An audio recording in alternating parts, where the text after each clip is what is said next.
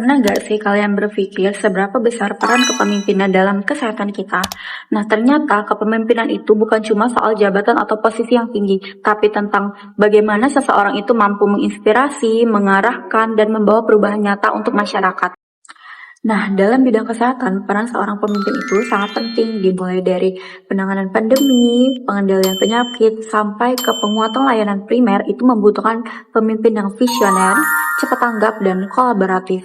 Dan salah satu tokoh yang mencerminkan kepemimpinan tersebut adalah Dr. Maxi Rain Rondonuwo sebagai Direktur Jenderal Pencegahan dan Pengendalian Penyakit di Kementerian Kesehatan Republik Indonesia. Nah, sebelum kita bahas terkait Dr. Maxi, kita harus tahu dulu konsep kepemimpinan itu seperti apa.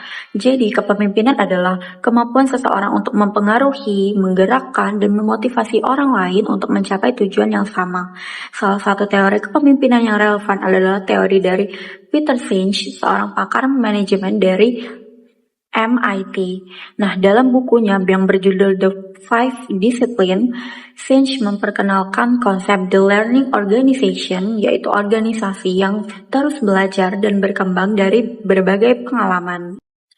Menurut Senge, ada 5 disiplin ilmu yang harus dimiliki oleh seorang pemimpin. Yang pertama ada personal mastery, yaitu kemampuan untuk terus mengembangkan diri.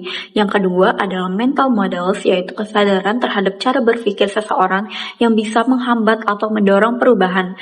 Yang ketiga ada share vision, yaitu menciptakan visi bersama. Yang keempat ada team learning, belajar bersama untuk memperkuat kolaborasi.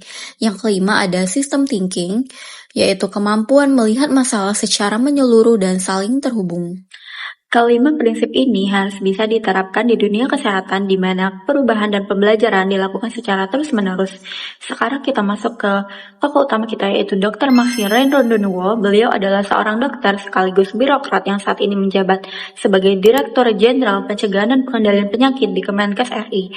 Lahir di Sulawesi Utara, Dr. Maxi menyelesaikan pendidikan di Fakultas Kedokteran Universitas Samratulangi, lalu melanjutkan studi di Australia dan meraih diploma in Health Service Management serta Master of Hospital Administration. Beliau pernah menjabat sebagai Kepala Dinas Kesehatan Provinsi Sulawesi Utara dan kini menjadi salah satu figur penting dalam reformasi kesehatan nasional. Selama pandemi COVID-19, beliau termasuk garda terdepan yang mengkoordinasikan strategi nasional pengendalian penyakit, penguatan surveillance, serta vaksinasi. Nah, selanjutnya kita analisis kepemimpinan Dr. Maxi berdasarkan teori dari Peter Senge. Yang pertama ada personal mastery, di mana Dr. Maxi adalah contoh nyata pemimpin yang gak pernah berhenti belajar. Beliau terus mengembangkan kapasitas diri dari dokter menjadi seorang pemimpin yang strategis yang mampu memahami masalah kesehatan ini secara menyeluruh. Yang kedua ada mental models, jadi beliau berhasil mengubah cara pandang sistem kesehatan dari fokus pada pengobatan menjadi pencegahan dan promosi kesehatan.